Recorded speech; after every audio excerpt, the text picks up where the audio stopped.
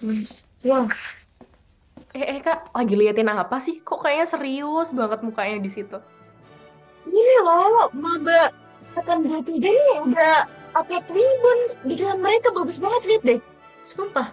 Mau dong lihat, Kak. Ntar kirimin linknya dong, Kak. Oke, Wih, keren sih. Jadi keinget zaman-zaman maba nggak sih, Kak? ya.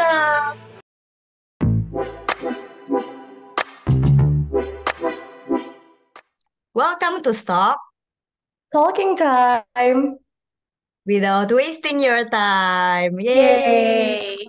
Wah, nggak kerasa ya. Tiba-tiba kita udah naik semester baru lagi aja nih. Perasaan baru kemarin jadi maba.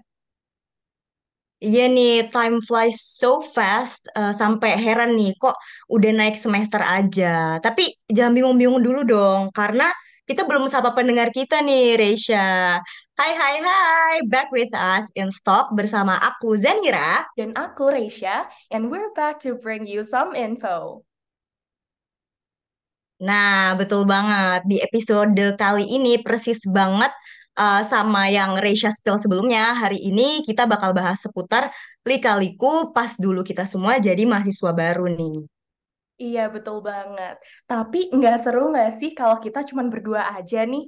Jadi di sini udah ada Esther sama Rahmat. Yeay, welcome Esther dan Rahmat. Gimana nih kabarnya? Ih, Halo, halo.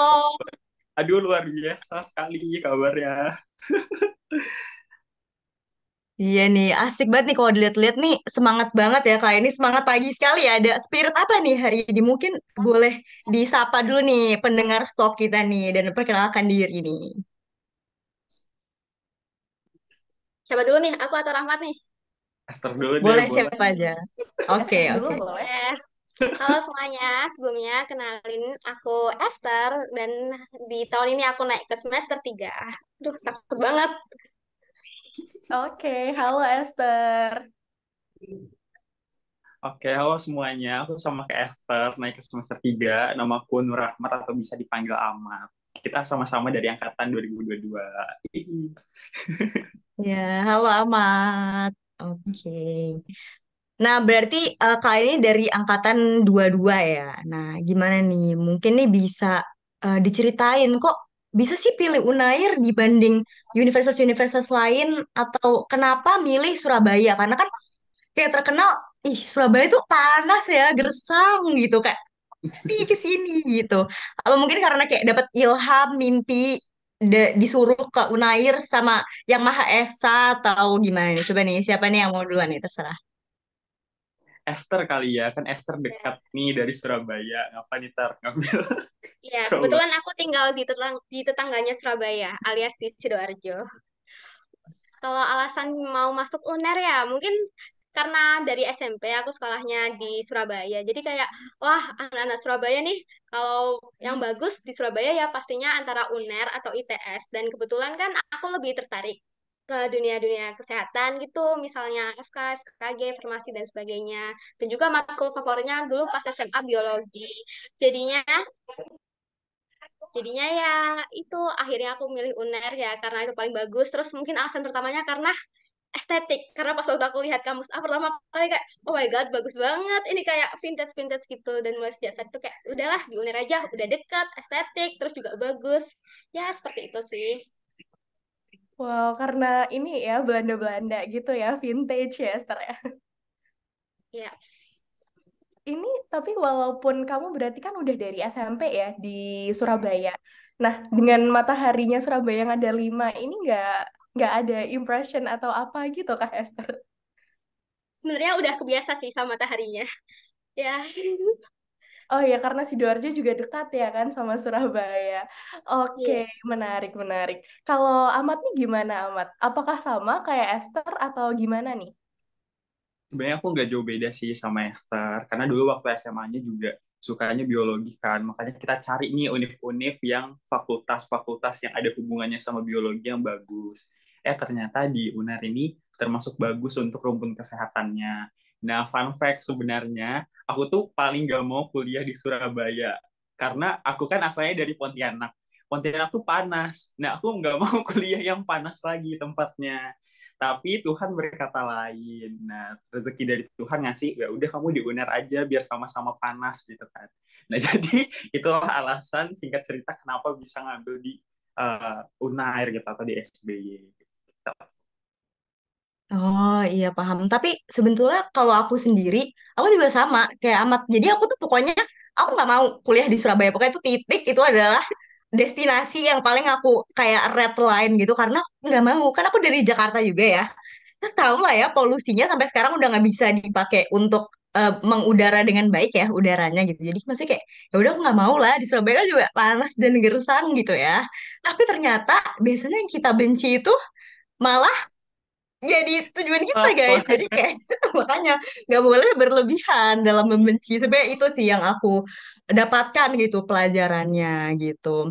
Nah terus tuh sama kan kita semua tahu ya kalau misalnya FKG Unair ini FKG pertama gitu di Indonesia. Jadi itu sih sebenarnya kayak salah satu yang membuat aku jadi kayak walaupun panas tapi kayak aku tertarik gitu ke sini karena wow kayak pionir gitu kan. Berarti FKG Unair nih pionir gitu di Indonesia dan kayak lebih apa ya semacam kalau misalnya di Indonesia kan kita punya Stovia yang sekarang jadi FKUI. Nah, kalau buat FKG-nya itu ya di Unair gitu. Jadi ya karena itu sih aku juga tertarik gitu. Jujur iya, jadi kayak walaupun kita benci nih, lama-lama jadi cinta beneran gitu. Dan oh ya, apalagi kan FKG Unair ini juga sekarang kan udah kerja sama nih sama univ-univ luar kan, kayak sister schools-nya dan lain-lain. Wah, udah berekspektasi aja nih, aku dulu kayak, ih aku pengen ikut student exchange atau kayak, apa ya, summer school atau apa gitu. Kayak perihal ekspektasi ini tuh kalau aku kan dulu kayak berharapnya bakalan dapat kesempatan untuk student exchange ya. Nah, kalau kalian sendiri nih, ada nggak sih ekspektasi-ekspektasi lain yang muncul gitu waktu masuk kuliah kayak wah aku begitu sampai di FKG UNER nih aku pengen ikut ini aku pengen jadi ini kayak gitu kayak misal nih kalian berekspektasi kantin FKG ini luas banget atau berekspektasi kalau matkul FKG ini susah mentok ternyata isi-isi aja. Siapa dulu nih, mungkin gantian Ahmad dulu kali ya. Oke, mungkin ekspektasi aku, jadi kan sebelumnya aku pernah kuliah ya di FTS LKB. Nah, dulu ekspektasi aku itu dulu waktu aku masuk ke Unair, aku mikir wah bakal gampang nih dapat nilai A karena kan indeksnya itu 75. Pas masuk malah jadi 86 baru A. Itu jadi kayak sangat-sangat keluar dari ekspektasi aku ya dan ternyata lumayan sulit juga untuk dapetin nilai di Unair. Nah, terus aku juga berekspektasi sama kayak Ray ini, pengen bisa exchange dan lain sebagainya, karena FKG Unair ini yang kayak tadi udah dibilang sama Ray, banyak banget kerjasamanya dengan kampus-kampus yang ada di luar negeri, kayak di Jepang gitu kan. Nah, kebetulan aku suka banget nih nonton-nonton kayak anime gitu. Nah, jadi kayak, oh adalah ketertarikan nih untuk bisa ke sana, kayak gitu sih kalau ekspektasi dari aku. Iya betul banget. Tadi kayak yang Amat bilang apalagi maksudnya kayak udah kuliah kan maksudnya pertamanya kan kamu udah kuliah kan di FTSL kan aku dengar tuh kalau misalnya kayak di ITB itu kan dia nangis-nangis ya ngejar nilainya. Teman saya tuh Iya. menangis-nangis beliau gitu. Jadi aku nggak heran lah kalau misalnya kamu tuh mikirnya kayak kayak pengen kayak biasa aja gitu. Ternyata tuh kan kayak sulit juga gitu. Dan apalagi aku maksudnya kan sekarang kan aku semester 5 aku angkatan 21 kan. Jadi tuh waktu itu kayak dari yang awalnya kayak mengejarnya tuh sulit tambah sulit nih jadi 86. Ya terus yang seperti yang kita tahu masih kayak apa ya namanya matkul FKG kan kita kan dicetak untuk jadi dokter gigi. Jadi kan nggak mungkin kan kayak dosennya itu apa ya take it easy on us gitu loh. Pasien kita juga ditempa. Jadi aku juga nggak mengharapkan para dosen untuk menghasihani sih. Cuman ya kadang-kadang ya bisa beristighfar aja melihat nilai kita. Tapi ya gak apa-apa. Masih ada SP. Ya jangan bercanda. Bercanda. Oke, tadi udah tuh ya jawaban dari Ahmad. Kalau dari Esther sendiri nih gimana nih? Ada nggak ekspektasi-ekspektasi tertentu nih untuk FKG? Kalau ekspektasi ya mungkin karena waktu aku SMA anaknya kurang seberapa aktif ya. Jadinya pas waktu kuliah aku kayak pengen ikut banyak organisasi gitu. Misalnya kayak ikut BEM, misal atau ikut-ikut volunteer di luar, organisasi luar gitu. Tapi sekarang baru semester 2 sih, tapi udah kayak ngerasa, waduh, nggak cukup nih waktunya buat ikut organisasi sebanyak itu. Itu aja baru semester 2 baru berapa ya? 11 matkul ya kalau nggak salah atau 13. Pokoknya sekitar segitu, tapi udah ngerasa kayak, aduh, ini habis ini mau ada rapat ini, masih ada kegiatan panitia ini, terus juga aduh mau ada mahasiswa asing yang datang ke sini kayak banyak banget. Jadinya pas waktu semester sekarang kayak aduh semoga aja nggak tipes aja sih doanya, ekspektasinya. Seperti Sama itu sih sih. Tar, aku juga. Semoga nggak tipes ya kita semua. Iya, amin. Tapi spoiler aja, pasti tipes. Bercanda nggak? Nggak tipes. Karena pasti bisa LDR. semangat. Iya, semangat pasti bisa. Semangat bisa, bisa gila, gak lah, bisa, bisa beneran. Oke, tadi tapi emang betul ya awal-awal masuk kuliah tuh pasti ada ekspektasi yang kayak ih, jangan nanti aku dapat first romance di kuliah nih gitu. Apalagi kan yang kayak aku tuh suka bikin skenario skenario sendiri gitu. Karena kebanyakan baca novel ya mungkin kayak bukan aku kan, kita semua juga suka gitu kan. Terus kadang-kadang kayak berharap kehidupan kuliah tuh mulus-mulus aja, full of rainbow sprinkles. Tapi pasti kan ada ups and downs-nya ya kan. Tapi sepertinya nggak mudah juga nggak sih kalau adaptasi nih. Semisal kalian tuh ngerantau terus tiba-tiba tuh kuliah offline, ospek offline kan pasti kayak agak shock dikit juga kan ya. Soalnya itu kan kalian ospeknya offline kan, pasti rasanya pengen ngomong kayak ih pelan-pelan Pak Sopir gitu. Ya nggak sih waktu itu kalian Setuju. gimana nih pas ospek offline tuh? Dari siapa nih? Dari Esther dulu kali, boleh Tar. Boleh, boleh. Ya, kalau pas ospek offline ya, jujur mungkin karena 2 tahun ya, 2 sampai 3 tahunan lah online, terus tiba-tiba ospeknya jadi offline kayak aduh capek banget ternyata soalnya kan biasanya kalau online kita cuma duduk ya di depan layar gini ngikutin rasanya ini offline dari awal sampai sore gitu kan itu pasti capek banget belum juga kalau misalnya penugasannya itu pasti nanti bakalan banyak revisi-revisinya itu juga yang membuat capek sih apalagi kalau udah ngeprint ternyata yang di print salah atau kayak udah terlanjur nulis gitu kan ya terus ternyata aduh kurang kurang titik atau namanya ternyata salah. Waduh, itu harus bikin ulang lagi yang baru. Itu sih sebenarnya. Jujur setuju nih. Kalau Ahmad sendiri gimana nih? Jadi kalau ospek kan kita tahu ya ada tiga, ada ospek univ, ada ospek fakultas, sama ada ospek jurusan. Nah kalau yang ospek univ ini dulu awal-awal waktu offline, kan kita dulu online nih. Itu excited banget nih, senang hari pertama. Aduh ospek akhirnya offline gitu kan.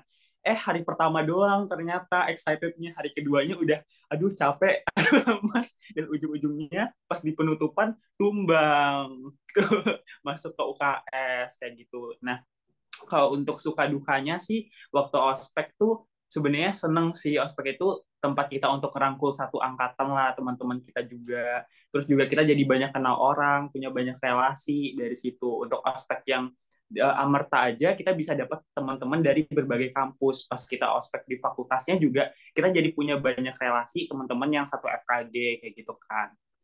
Nah, terus juga mungkin untuk dukanya sama sih untuk tugas-tugasnya, ospeknya juga. Tapi ya kalau asalkan dikerjain dan kerjainnya bareng-bareng, pasti bakal fun juga gitu kan untuk kita semua.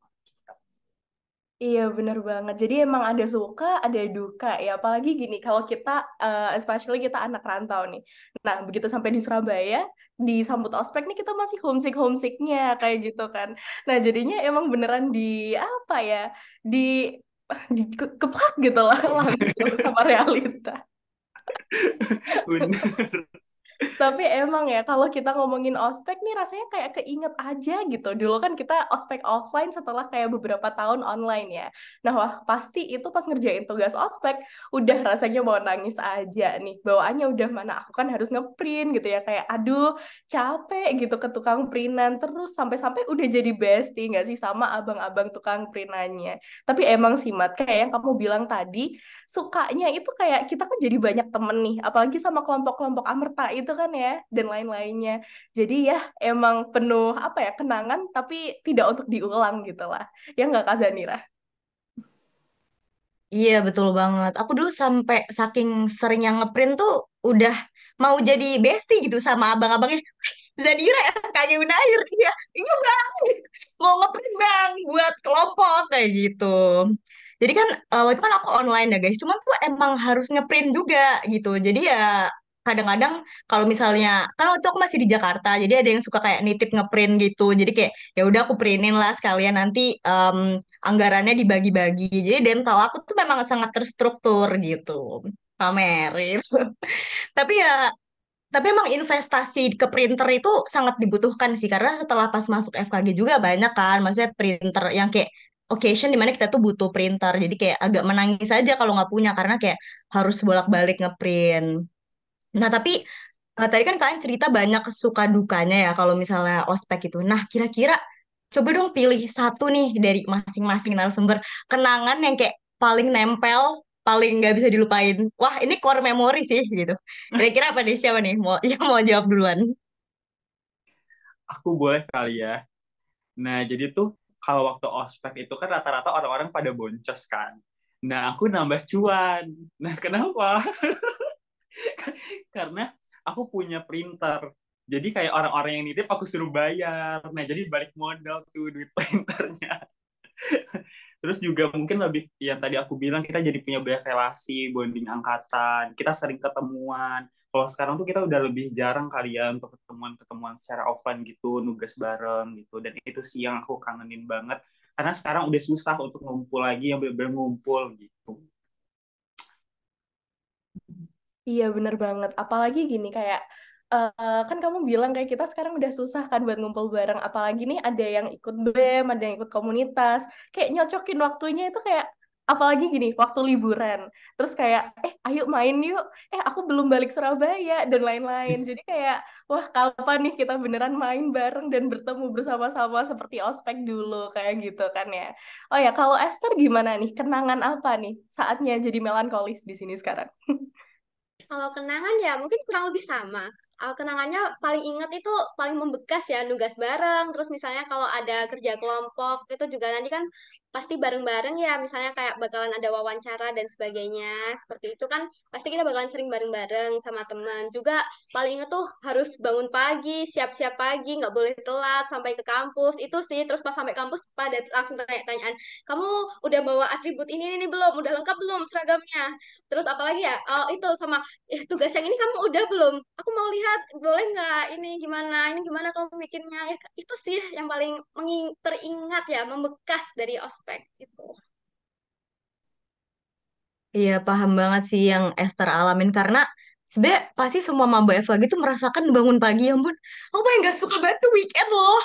Bisa nggak sih nggak kayak gitu? Itu pokoknya wah itu bayangin kayak online kan aku jadi kayak malah lebih gak sih sebenarnya lebih malasan kalian sih cuma tuh maksudnya kayak kalau aku aja maksudnya yang online tuh udah merasa seberat itu untuk bangun pagi apalagi kan wah itu kan aku tuh itu kan dapetnya dap bagus atau sial ya tapi yang jelas pokoknya itu aku jadi ketua dental kayak maksudnya aduh bisa nggak sih nggak usah ditambah-tambahin beban saya gitu jadi waktu aku jadi ketua dental terus akhirnya aku jadi harus bangun lebih pagi karena teman-teman saya ini agak susah dibangunkan ya.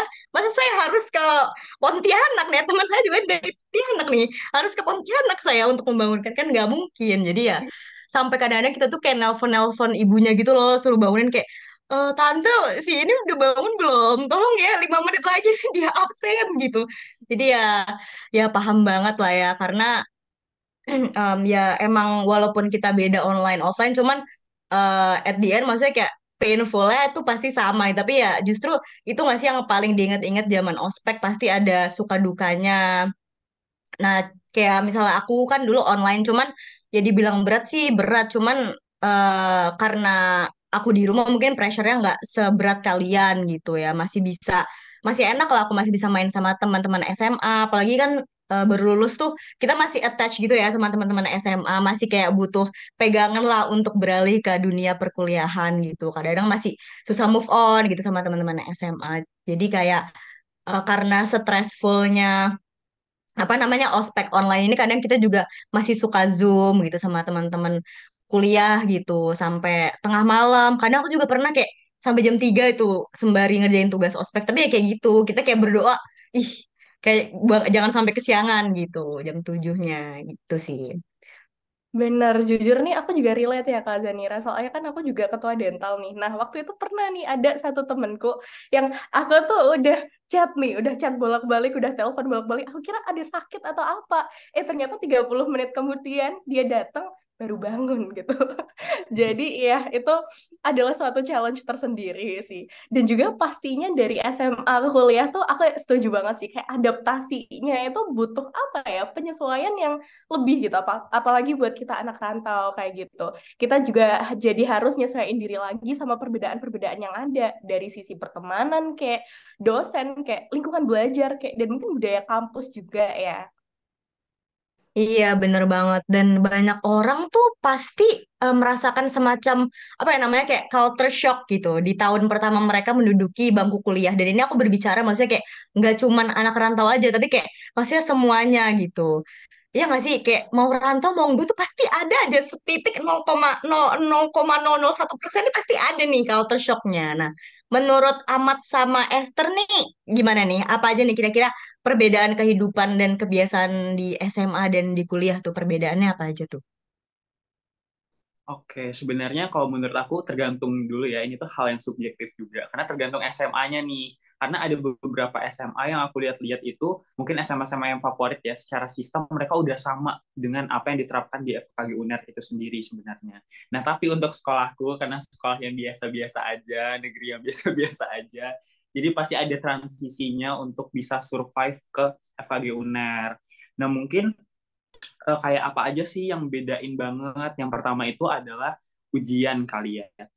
Nah, secara ujian tuh kayaknya di FKG itu benar-benar yang pure nilai gitu kan, ujian. Sedangkan waktu kita dulu di SMA ada nilai keaktifan, ada nilai tugas-tugas, dan nilai tugas itu banyak banget. Kayak setiap minggu, setiap mata pelajaran pasti ada apa ya, ada tugas kayak gitu. Sekarang enggak. Nah, dulu juga kita waktu SMA, kita guru yang ngejar-ngejar kita. Nah, kalau sekarang udah beda, kita yang harus ngejar-ngejar dosen gitu, dan kita harus yang lebih aktif gitu untuk bertanya. Makanya kita ada yang kayak PBL gitu kan. Dan terus juga secara sistem kita banyak dikelompok-kelompokin juga mungkin biar lebih paham, dan itu maksudnya bagus sih untuk di kampus FKG UNER, apalagi rumpun kesehatan, sedangkan SMA dulu jarang yang kayak gitu. Itu sih mungkin. Terus untuk culture shock-nya sendiri mungkin lebih ke teman-teman ya. Mungkin dulu waktu SMA sebenarnya udah ada sih kayak circle-circlean, sebenarnya nggak salah karena setiap orang kan pasti punya tujuannya masing-masing kan. Nah, cuman untuk di kuliah ini ternyata circle-circle itu lebih keras gitu, kayak ada pembatas yang benar-benar kamu nggak bisa masuk nih, tujuan kita beda. Sedangkan waktu SMA kayak oh uh, oke, kamu boleh kok masuk-masuk aja, fine-fine aja, dan lebih welcome gitu sih. Iya, setuju banget sih sama Ama tadi. Kalau misalnya emang dari SMA-nya tuh udah strict yang kayak SMA top 10 apa namanya LTMPT gitu sih. Enggak ya. Oke ya, maksudnya kayak mungkin mereka kayak udah terbiasa gitu dengan strictnya FKG, dan tapi aku ngerasain banget yang kayak biasanya disokong sama nilai-nilai kayak akhlak gitu. Itu akhlak apa? Udah tidak ada di sini. Kalau akhlak ya udah personal itu bos. Kalau ini kita udah akademik banget gitu ya. Kalau misalnya kamu jelek ya beneran kayak jelek gitu. Tapi tuh bener-bener ya segitu aku shock banget karena beneran kayak ada satu matkul nih. Ya udah kita sebut aja biokimia ya. Kan itu kan sulit ya. Terus aku tuh udah yang kayak aduh nggak tahu deh kayak gimana gitu. Aku udah kayak menyerah, udahlah terserah mau kayak gimana. Terus kan aku beneran menyerah, terus aku berpikir kayak mungkin kayak dokternya ngasih nilai kasihan gitu kali ya. Tapi beneran gak dikasih nilai kasihan. Jadi ya ya udah. Ya udah gitu. Jadi harus UP, tapi ya udah gak apa-apa. Masih ada UP, masih ada SP. Tenang aja di FKG itu. Tenang, tenang. Nah, kita pasti bisa. Terus sama tadi yang Ahmad sebutin tentang jahatnya apa sih namanya kayak circle gitu ya. Iya sih betul. Kalau misalnya beneran kita harus bisa beradaptasi, maksudnya seperti air gitu loh. Kayak kita tuh bisa di sini bisa, di sana bisa. Karena beneran kalau misalnya kita gak bisa menyusup ke circle-circle ini, kayak kita tuh jadi tuh kayak tertinggal gitu loh. Jadi kalau misalnya dari aku pribadi, justru aku nggak main circle. Jadi aku tuh kayak menyusup aja seperti air. Jadi maksudnya kayak aku berteman sama semuanya karena menurut aku itu lebih enak juga sih karena dari dulu dari SMA juga aku tuh nggak pernah yang circle-circlean gitu. Jadi itu menurut aku lebih enak dan semua orang jadi kayak welcome sama aku dan aku juga welcome ke mereka gitu sih.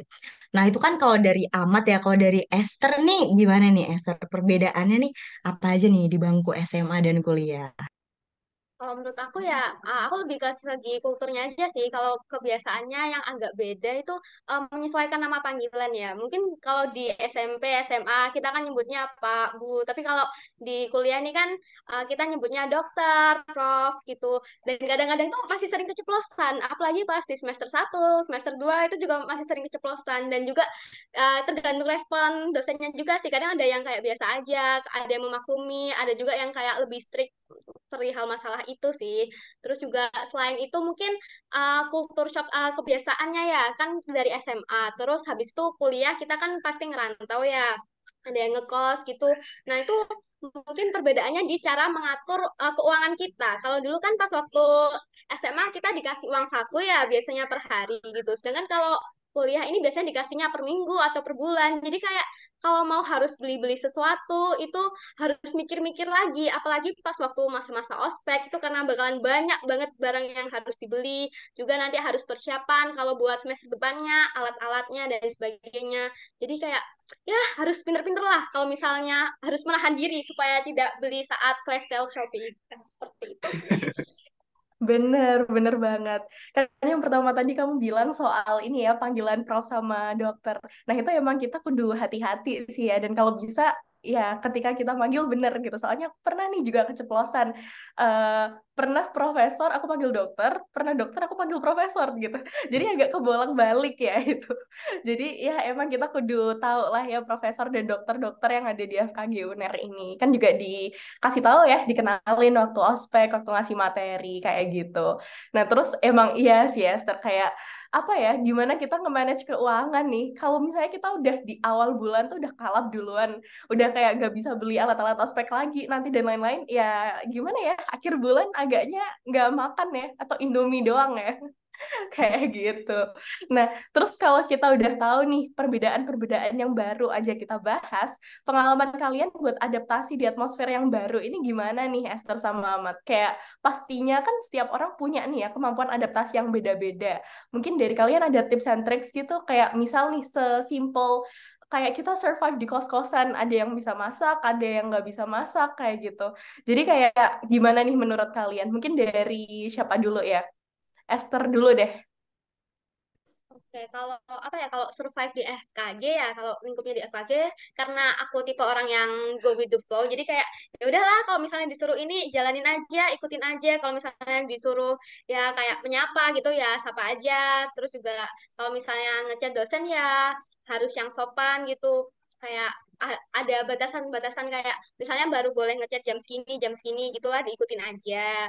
Terus kalau misalnya survive di kosan, jujur ya, aku tuh nggak bisa masak. Aku nggak cuma bisa masak mie. Jadinya ya aku memilih alternatif lainnya, yaitu aku memilih catering. Dan jadinya catering yang murah dan terpercaya. Itu sih kalau misalnya kalau dia nggak bisa masak seperti aku. Jujur iya kok sama kok ntar info-info ya catering catering yang sabi gitu apa gitu soalnya aku juga lagi cari-cari nih waduh. Oke, kalau dari Ahmad sendiri gimana nih? Sebenarnya aku percaya sih tiap orang tuh pasti bisa nemuin cara survive-nya masing-masing. Bahkan cara survive aku sama Esther pasti beda gitu kan. Karena kita dibesarinnya juga dengan cara yang berbeda. Nah, mungkin kalau aku lebih bikin anggap mudah semua masalah yang ada. Karena kalau semua tuh tergantung ke mindset kita gitu sih. Kalau kita udah nganggap susah kayak gitu kan, pasti ya susah kayak gitu. Tapi kalau kita nganggap mudah walaupun itu susah, pasti tetap ada usaha kita untuk nyoba bisa survive kayak gitu. Terus kalau untuk di kos, aku lebih berpikir kayak anggaplah kos ini adalah rumah kayak gitu. Jadi apapun keadaannya, nggak ada uang atau nggak ada stok makanan kayak gitu kan. Ya udah anggap aja di rumah kayak apa yang bisa dilakuin kalau misalnya nggak ada makanan gimana gitu kan. Sebenarnya aku sama kayak Esther nggak bisa masak juga.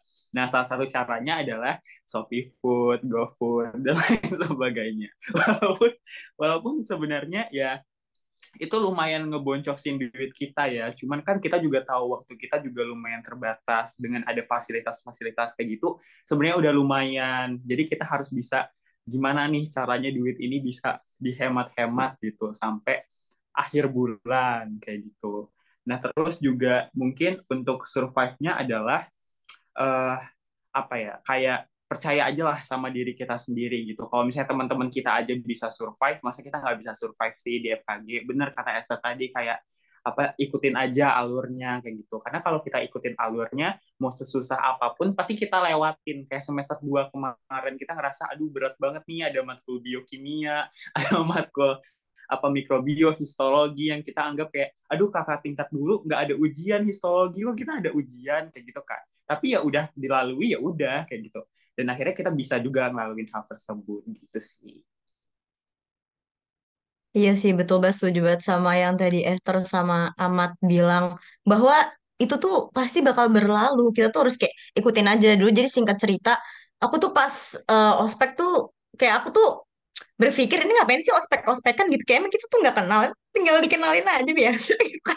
Gak usah pakai kayak gitu, aku tuh mikirnya kan kayak gitu. Jadi aku tuh agak nggak suka gitu loh dengan kayak sistem itu. Terus tapi temanku tuh bilang ya emang sebetulnya sistemnya juga kayak mungkin masih banyak yang harus dibenerin dan segala macam kan, panitianya juga pasti kan belajar kan dari tahun ke tahun gitu. Tapi intinya kita sebagai apa namanya peserta tuh intinya ikutin aja gitu, ikutin aja. Dan maksudnya kalau kita kerjain tanpa mikir itu kayak ih berat nih, kita kerjain aja, itu pasti akan selesai kok dengan sendirinya. Dan aku mengikuti saran dia dan beneran maksudnya kayak nggak kerasa berat gitu loh kalau misalnya kita kayak udah "Ya udahlah terima aja, udahlah kerjain aja" gitu, pasti kayak ya cepet selesainya gitu sih.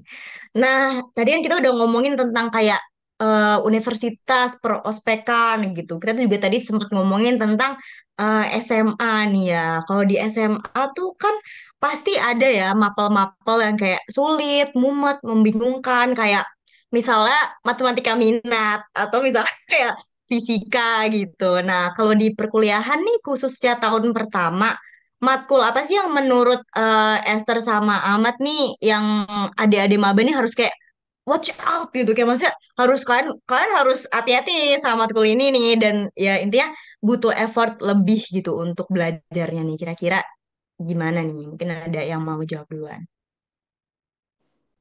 Coba nih Esther boleh ter. Oh, aduh, aku dulu nih. Mungkin ya ini kayaknya jawaban 1.000 umat sih. Yang harus diperhatiin kalau semester pertama adalah matkul anatomi. Karena apa ya? Kan itu kan kita harus belajar terminologinya yang baru, misalnya kayak superior, inferior dan sebagainya. Tapi sebetulnya ya, kalau misalnya anatomi kamu udah paham kayak terminologinya, misalnya kayak superiornya itu apa, ada muskulus apa gitu, itu sebetulnya itu lebih mudah daripada kamu langsung ngehafalin namanya gitu. Terus kalau misalnya yang agak susah lagi ya menurutku tuh mungkin antropologi dental ya, mungkin soalnya karena kita kan masih awal-awal banget, tiba-tiba udah langsung dijelasin kayak oh ini namanya cups, terus kayak marginal fits. Oh, kayak aku pertama kali denger kayak itu maksudnya apaan ya, tubercle apaan ya, kayak oh my god, jadinya kayak harus belajar lebih duluan lah kayak. Sebenarnya kalau yang harus pelajarin pas semester 1 itu adalah terminologinya. Itu kayak harus banget ya ingat-ingat terminologinya. Terus kalau misalnya semester 2 ya, matkul mematikan adalah biokimia. Dan juga yang harus diingat-ingat juga sebenarnya histologi sih. Histologi kayak harus hati-hati juga. Karena itu uh, awalnya kan kelihatan kayak simple. Tapi sebenarnya pas waktu ujiannya itu tricky gitu pertanyaannya. Itu sih. Iya, setuju banget sih sama Esther. Untuk semester pertama tuh menurut aku yang paling harus diwaspadai adalah anatomi. Ya, kalau misalnya anatomi tuh intinya sebenarnya gampang, asalkan kita tahu terminologinya, tahu artinya misalnya kayak inferior, superior tuh artinya apa sih gitu. Selebihnya kita kayak tinggal apa ya berkaca dari ya namanya aja gitu. Maksudnya kayak kita ingat-ingat itu kayak oh ini muskulus misalnya tibia gitu, kayak itu di mana gitu loh. Jadi kayak maksudnya ya intinya ikutin aja terminologinya gitu. Jadi buat para maba kalian harus belajar terminologinya, artinya dari bahasa Latin di nama-nama muskulus itu apa sih artinya saraf itu apa aja gitu artinya. Nah, kalau untuk biokimia saya udah nggak bisa berkata-kata lagi. Udah saya bahkan nggak tahu itu udah kayak gimana.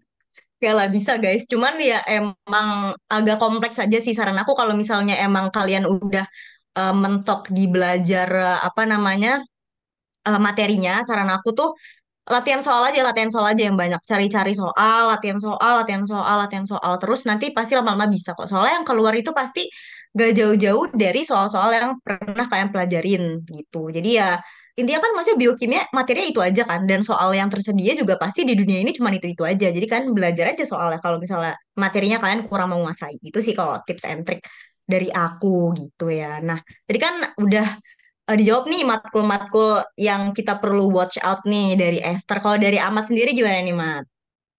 Sebenarnya sama sih kayak Esther. Itu paling aku nambahin aja kayak ada beberapa mata kuliah itu yang nggak boleh kalian anggap remeh, yaitu mata kuliah PDB. Karena PDB itu benar-benar ngangkat nilai. Jadi jangan sampai nilai PDB kalian itu di bawah AB lah. Kalau bisa A atau AB. Karena itu benar-benar ngebantu banget apalagi di semester 2. Mungkin kalau di semester 1 benar kata Esther, kita agak-agak apa ya, agak kesulitan mungkin dengan anatomi karena suatu hal yang baru juga, bahasa yang baru juga, terminologinya juga, dan lain sebagainya. Itu perlu dipelajari lagi, benar-benar dari dasar, diseriusin, karena anatomi itu juga kita pakai kan nanti ke depannya, kayak di bagian cavum oris ini pasti sangat-sangat berguna juga ke depannya. Nah, terus juga untuk semester 2 benar juga biokimia itu mungkin musuh sejuta umat ya. Sama histologi, mungkin histologi itu kalau misalnya kelas kita ngerasa oh mudah ya ternyata cuma ini doang. Tapi sebenarnya histologi itu luas dan biasanya soal-soalnya pasti mengenai kasus-kasus waktu waktu kita UAS kemarin kan, makanya banyak yang nggak bisa juga. Dan fun fact, kita hampir UP satu angkatan tuh histologi. Jadi kayak itu jangan pernah dianggap remeh lah suatu mata kuliah, kayak diseriusin jangan sampai nilainya rendah kayak gitu. Iya, bener banget. Aku juga ada kesalahan sih waktu awal itu kayak, oke ini nanti aku pelajarin deket-deket ujian, pasti bisa orang gini doang gitu. Tapi ternyata itu tuh oke, walaupun mungkin kayak anatomi, aku sekarang mikirnya kayak, mending anatomi daripada biokimia kalau aku pikir-pikir ya. Nah, tapi kayak itu tetap harus dipahamin gitu. Bahkan waktu misalnya kuliah nih, waktu kita online Zoom ya. Nah, itu tuh kita kan sambil belajar tuh. Nah, jangan ditinggal main HP dan lain-lain. Soalnya pernah nih juga aku itu kesalahanku juga kayak gitu. Nah, oke, selanjutnya kan kita udah ngomongin soal ini ya kayak matkul-matkulnya, FKG, SMA segala macam. Nah, sekarang kita ngomongin topik yang agak creepy ini, agak serem, tapi enggak, bukan soal hantu di FKG enggak. Tapi kayaknya ini lebih lebih apa ya? Lebih horor daripada soal hantu FKG. Nah, di kuliah ini kan kita pasti ada pasang surutnya ya. Ada waktu kita, oke, aku bisa ngerjain soal ini dengan bagus gitu. Aku bisa paham materi ini. Tapi kayak ada suatu waktu di mana kita tuh juga ngerasa lagi nggak bisa banget samsek. Untuk dua temanku yang super keren ini, pernah nggak sih kalian dapat UP? Ceritain dong gimana sih serunya ngejalanin UP atau SP ini. Tapi kalau SP kayaknya nggak pada pernah deh ya, atau pernah nih. Mungkin siapa dulu ya? Ahmad deh. Oke, kalau UP, aku semester 2 sih ini borong UP ya kayaknya. Tapi UP itu sebenarnya nggak apa-apa, karena mungkin kita kurang maksimal waktu di UTS, di UAS, kayak gitu kan. Jadi aku waktu itu ada UP biokimia, itu pasti. Itu tuh, aku tuh agak kesel, karena biokimia tuh nilaiku bener-bener beda 0, sekian untuk bisa B, terus UP. Tapi ya udah nggak apa-apa. Terus histologi pastinya, karena hampir seangkatan juga kan. Sama anatomi teori. Nah, anatomi teori itu mungkin dari semester 1 kita udah pelajari juga, kelihatannya kayak, oh oke lah, fine, fine, fine gitu kan.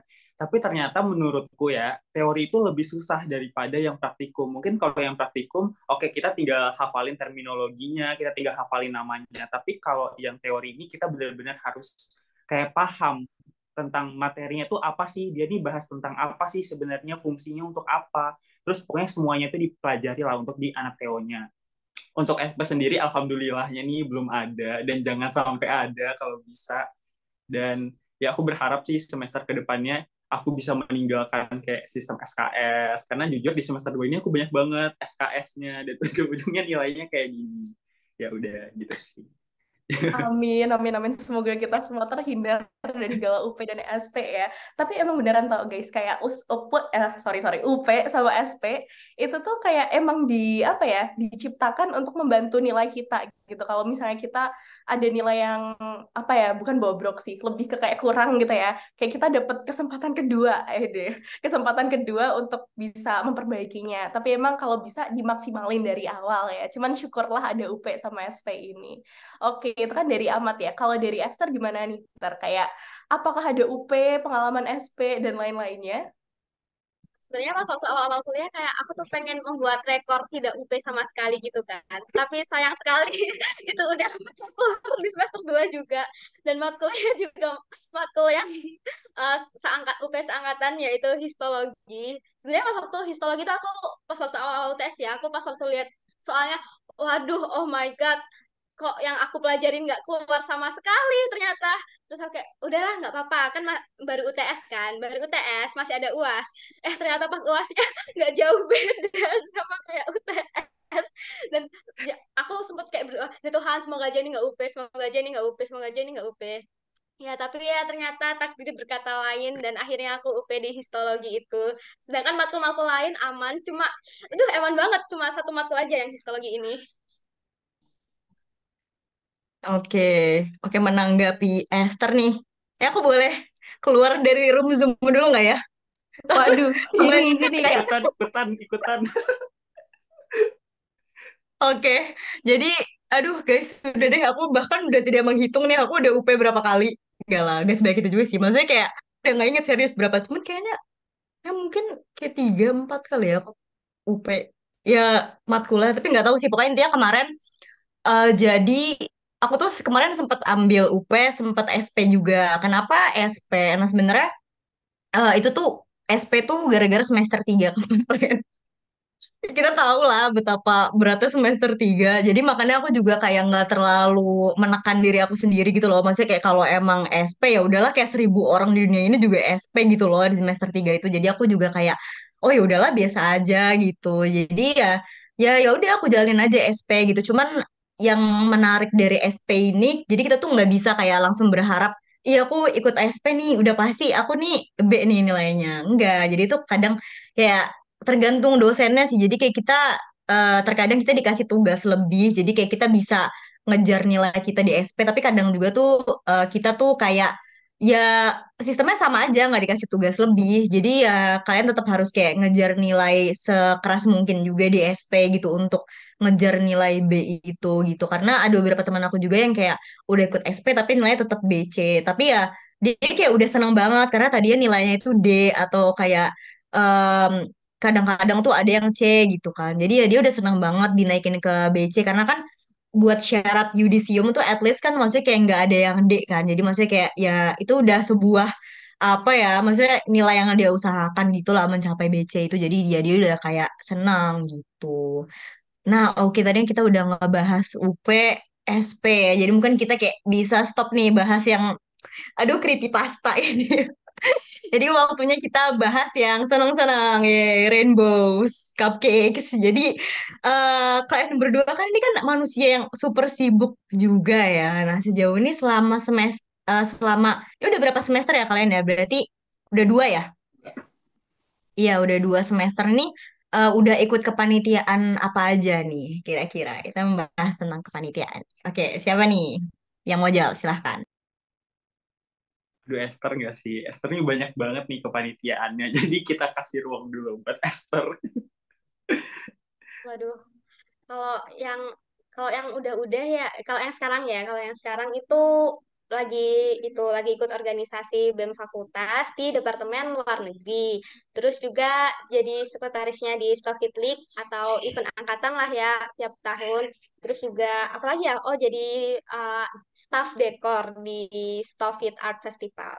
Kalau yang sebelum itu ada beberapa panitia yang wajib sih, misalnya kayak Dentin itu juga kan wajib buat seangkatan itu seperti jadi si humas. Terus yang paling deket yang paling terakhir ini pas waktu baru aja selesai hari Senin kemarin tuh sempat jadi panitia Stofit Summer Course. Jadi pas waktu itu ada mahasiswa asingnya datang ke sini, ada 35, ada dari Jepang, Korea, terus juga dari Amerika sana itu datang ke sini. Terus kebetulan karena aku ikut Departemen Negeri ya jadinya aku berkesempatan buat jadi panitianya dan itu asik sih sebenarnya. Terus juga pas waktu yang jadi summer course itu sempat ada trip gratis ke Bromo sama mereka semua bareng-bareng dosen gitu dan itu sangat ya seru sih tapi sebenarnya capek banget itunya kalau ikut kebanyakan kepanitiaan capek mental capek fisik dan juga capek keluar uang banyak itu sih.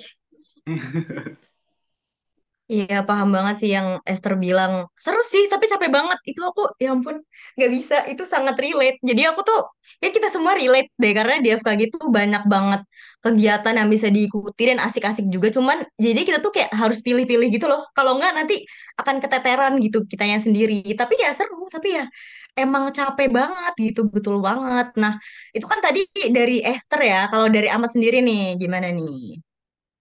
Sebenarnya kepanitiaan kita agak-agak mirip sih sama Esther, tapi Esther lebih banyak nih kayaknya. Nah, aku kalau sekarang lagi jadi di staff Humas untuk Staff It Art Festival juga. Itu feel free banget tuh buat teman-teman yang mau beli tiketnya karena hari ini free sale satu. Marketing banget ya. Nah, terus juga dulu ada ikut Dentin juga, panitia Dentin itu sebagai si Kamzin. Nah, lalu apa ya aku di FKG ini kayaknya itu doang deh. Cuman aku ada ikut kepanitiaan ataupun lebih kayak volunteer dari luar juga.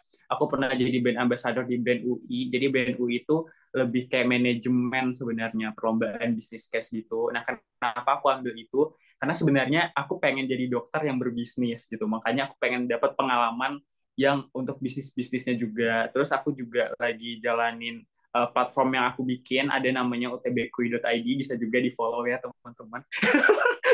Jadi itu kayak semacam sesuai namanya UTBK gitu kan. Jadi buat anak-anak yang mungkin kekurangan biaya untuk bisa belajar UTBK atau nggak bisa les, kita tuh memfasilitasi itu dengan tutor-tutor tentunya juga dari berbagai PTN gitu.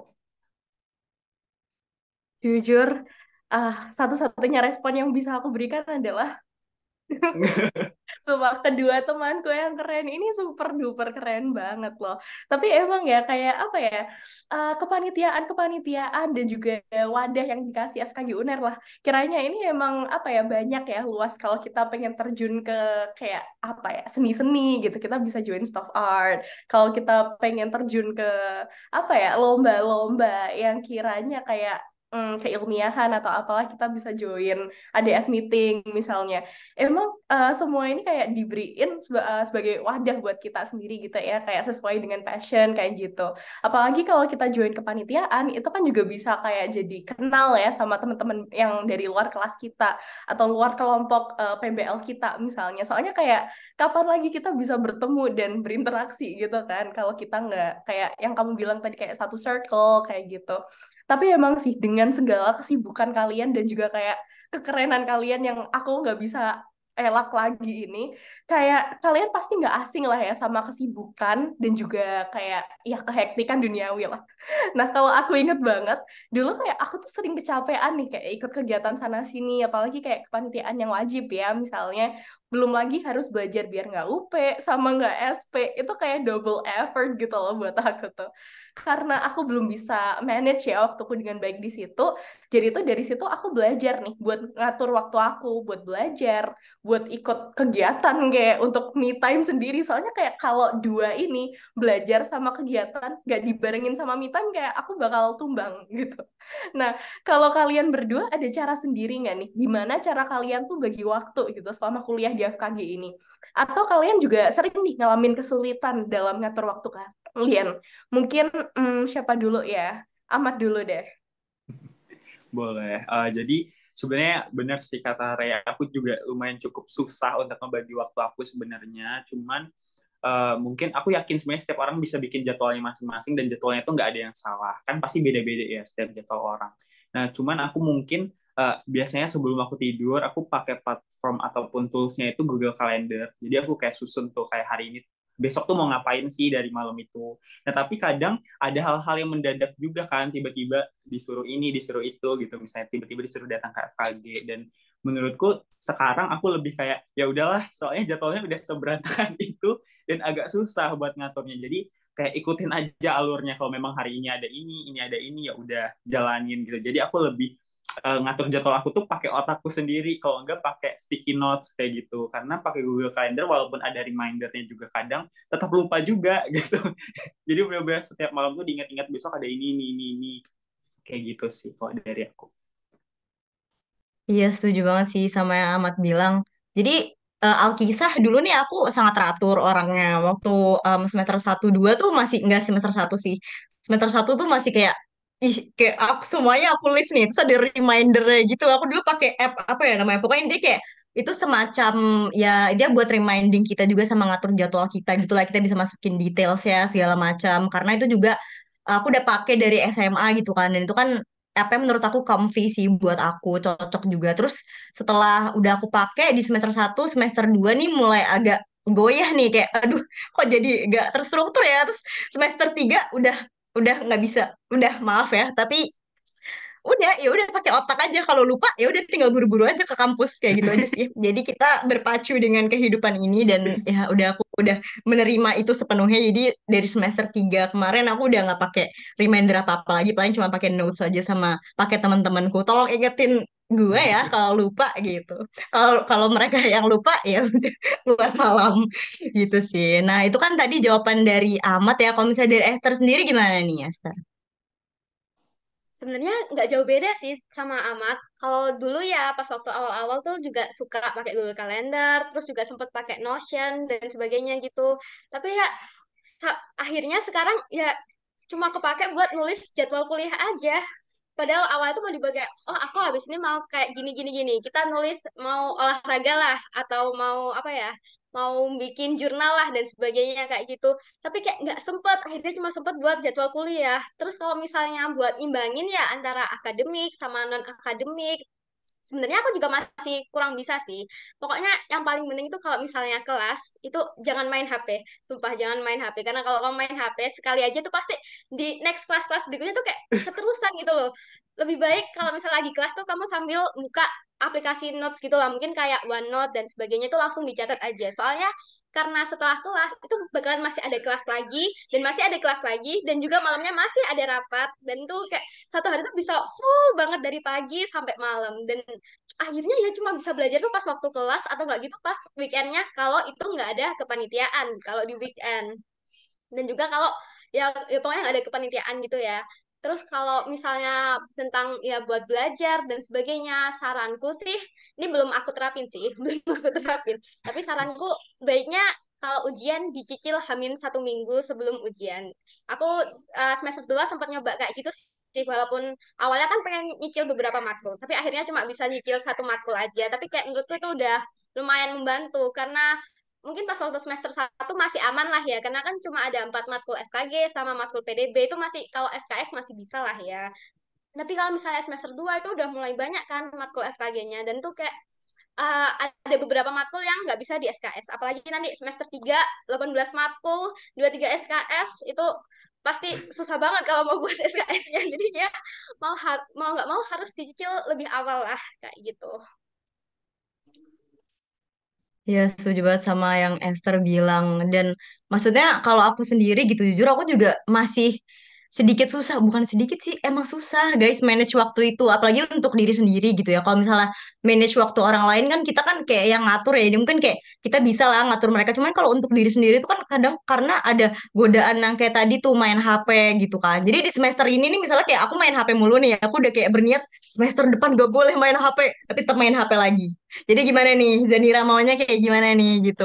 Jadi aku suka bertanya ke diri aku sendiri, jadi maunya kayak gimana nih? Mau kayak SP lagi, mau UP lagi kan enggak gitu. Jadi kan kita kayak harus ngarahin diri kita sendiri juga kan. Nah, padahal juga kayak maksudnya udah nyusun jadwal, udah kayak gimana gitu, tapi tetap aja kayak ada yang kelewat gitu loh. Maksudnya kayak ada aja yang kayak kita tuh nggak bisa mematuhi diri kita sendiri gitu. Tapi ya walaupun susah untuk bikin time management, ya tetap harus dilakuin gak sih? Karena itu kayak penting banget gitu di kuliah ini gitu kalau menurut aku. Betul, setuju banget juga sih sama yang dibilang Kak Zanira. Jujur kayak kalau aku sendiri tuh juga gimana ya, kayak kalau kuliah, waktu SMA deh. Waktu SMA tuh dulu aku cukup aktif ya, kayak aku lihat-lihat tuh kayak Google Kalenderku keisi penuh gitu dari Senin sampai Minggu gitu. Tapi begitu kuliah nih, kalau mau coba hal yang sama, kalau kuliah ini kan kayak kesibukannya udah lebih banyak ya.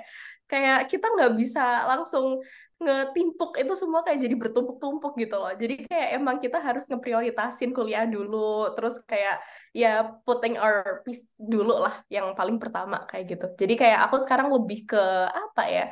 Lebih ke milih kegiatan-kegiatan yang aku yakin aku bisa komitmen di situ, aku bisa ngatur dengan baik gitu. Kalau kalau kita asal milih kegiatan kayak oke, aku mau ikut A B C D E gitu. Jadi kan nantinya kayak bakal apa ya, nggak kepegang, nggak kehandle kayak gitu kan. Nah, ngomongin tentang waktu nih, ternyata kita udah berbincang cukup lama ya sahabat-sahabatku tercinta. Nah, sebelum kita tutup acara ini, kan kita udah 1 tahun ya kuliah. Kalau Kak Zanira mungkin udah 2 tahun gak sih Kak? Ya kan? Iya. Saya Nah, merasa udah udah satu abad satu sih. abad, 1 dekade lama-lama. Jangan. Nah, kira-kira nih kalau bisa muter balik waktu, hal apa sih yang mau kalian lakuin dan hal apa yang gak bakal kalian lakuin kalau misalnya aja ada time machine nih, kayak oke, aku mau memperbaiki kesalahan masa lalu gitu. Nah, kalau aku sendiri nih pribadi, aku tuh yang pengen aku lakuin adalah hindarin belajar SKS itu. Itu kesalahan terbesar karena kayak aku tuh dulu nyesel banget semester awal SKS itu kayak lingkaran setan, tapi sumpah ya, SKS itu penat aja sebelum belajar dan pusing duluan coy, kayak banyak banget numpuk. Jadinya hasilnya juga nggak maksimal kalau kalian sendiri gimana nih dari Ahmad sama Esther? Soalnya kayak SKS itu mungkin kayak lingkaran setan yang sering terjadi bagi kebanyakan mahasiswa ya, kayak gitu. Mungkin siapa dulu nih ya? Ahmad deh. Aduh. Apa ya yang mau aku ubah? Sebenarnya sama sih. Sebenarnya aku nggak mau ubah apapun sih sebenarnya, tapi pengen aku ubah ke depannya gitu. Karena ya kalau misalnya aku ubah yang lalu, belum tentu aku bisa jadi sosok Amat yang sekarang. Waduh, Amat 2023 tuh. Nah, tapi apa ya, mungkin kalau misalnya bisa ubah, aku juga paling ubah sistem SKS karena aku bukan sistem kebut semalam lagi. Dulu aku pernah ujian itu sistem kebut sejam. Jadi benar-benar sejam mau ujian itu baru belajar. Itu ada dan hasilnya UP. Jadi mungkin itu sih sama aku pengen aku ada beberapa penyesalan kenapa nggak daftar BEM waktu itu karena aku mikirnya semester 3 bakal sibuk banget terus aku mau daftar kayak yang dari luar juga kayak gitu kan yang hubungannya juga dengan kedokteran gigi tapi ternyata aku nggak diterima jadi aku agak nyesel kayak duh harusnya aku daftar BEM aja kayak gitu tapi ya udahlah ya mungkin emang jalan aku bukan di BEM gitu atau bisa tahun depan gitu. I see, iya sih. Opportunity bakal datang lagi kalau amat ya. Dan juga tapi emang sih ya, aku tuh dulu, nggak dulu sih, kayak kemarin aja nih ya. Kemarin waktu semester 2 juga, aku tuh dari semester 1 kesalahan aku adalah procrastinating terusan kayak, oke, abis ini aku mau belajar, nanti jam 6 tepat deh aku belajar. Terus pas jam 6-nya kayak, ntar, 30 menit lagi deh. Ntar terus akhirnya ketiduran terus besoknya aku baru belajar itu pun cuman kayak lihat PPT sekilas jadinya kayak wah nggak kekejar aku akhirnya UP kayak gitu. Nah kalau dari Esther sendiri gimana nih Esther. Apa kayak kesalahan ya kesalahan yang ingin kamu ubah atau apapun itu yang pengen kamu ubah di masa lalu atau ya apapun itu deh. Sebenarnya kurang lebih sama sih, kayaknya semua mahasiswa pengen ini, yaitu adalah jangan SKS, itu sih paling pertama. Terus juga yang benar tadi kata Ray tentang procrastinating ya, aku tuh juga kalau misalnya belajar tuh kayak jamnya tuh harus tepat. Kalau misalnya nggak 11.10 atau 11.15, tunggu 5 menit lagi, habis 5 menit ini baru kita belajar. Terus 5 menit, 1 jam, udah lewat 1 jam. Oh, udah malam nih, ayo kita tidur aja. Terus juga apa lagi ya? SKS, procrastinating, sama ini. Jangan ngambil terlalu banyak kepanitiaan. Karena ya yang tadi udah aku sebutin, uh, kalau misalnya kamu ngambil kebanyakan, nanti bisa keteteran. Dan juga kepanitiaan tuh nguras tenaga, waktu, dan yang paling penting adalah uang. Uang sih yang paling emak. Iya Uang benar dan sih. waktu itu sih. Iya, betul banget. Setuju sih sama yang Esther bilang harus pilih-pilih ya kepanitiaan. Karena Jadi kalau misalnya cara aku sendiri untuk sortir itu tuh kayak kamu lihat gitu loh apa yang kepanitiaan itu berikan ke kamu. Jadi comeback mereka itu sebetulnya apa itu. Kalau misalnya kamu sekiranya nggak terlalu butuh itu untuk planning kamu ke depannya ya udah berarti kamu kayak jangan ikutan gitu. Jadi kayak kalau di aku sih bener-bener kayak aku batasin ya. Tapi ya kadang-kadang kayak aku pengen ikut sesuatu nih gitu. Jadi kayak kelepasan ikut gitu. Jadi ya capek dong saya gitu. Tapi ya udahlah kan itu pilihan diri sendiri gitu.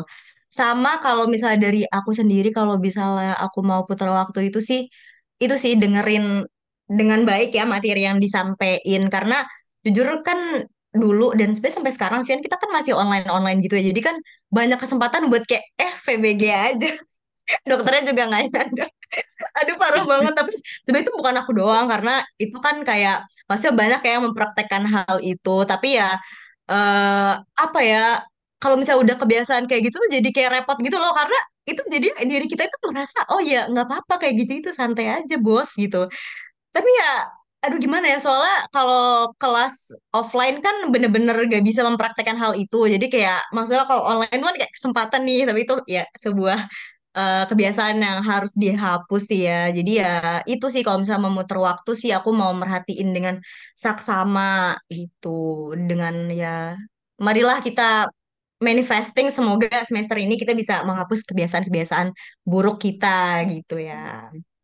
Tapi sumpah deh flashback zaman maba nih emang seru banget ya. Maksudnya gak berasa nih kita udah berapa tahun nih kita di Unair ini dengan segala kehektikannya dan tentunya juga sekarang nih yang kita lagi ngomong bareng-bareng nih nggak berasa juga nih kita udah ngomong panjang kayak lebar kali tinggi nih.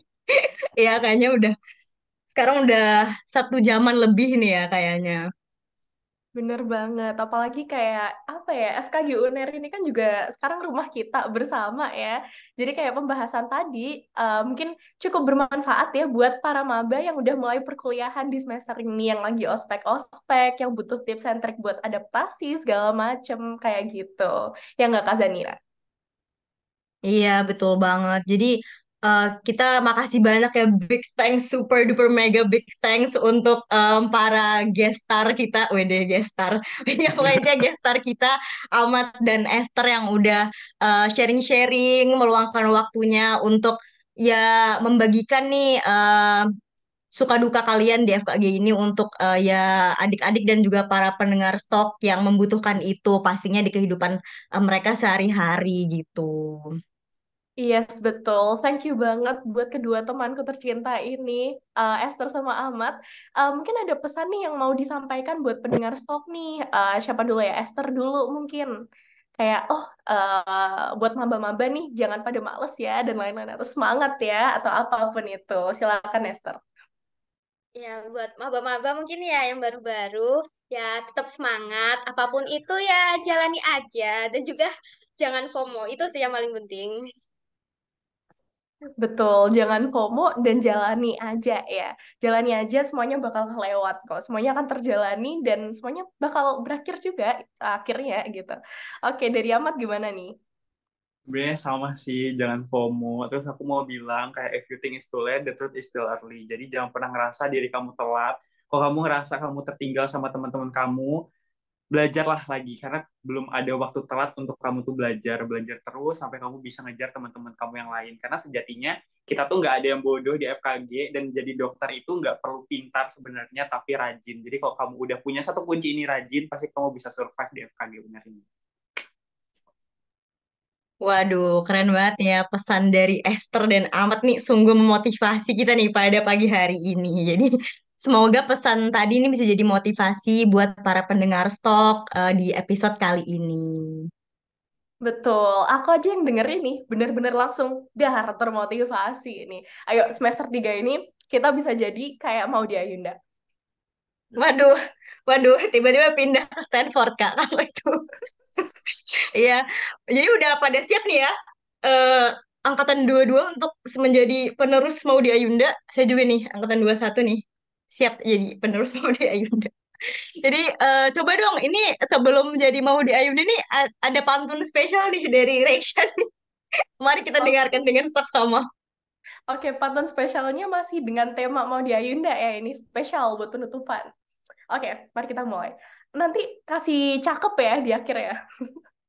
Mau di Ayu Oke, nggak boleh. pergi ke Kalimantan? Cakep. Pulangnya ketemu monyet bekantan. Asik. Cukup sekian dan terima kasih. Nggak nyambung, tapi oke. Oke, asik banget nih. Oke, terima kasih banyak untuk Ahmad dan Esther. Semoga sukses terus studinya Reisha juga dan Zanira juga. Amin. Oke, that's all from us. See you in another episode. Bye-bye. Bye-bye, Bye-bye. guys.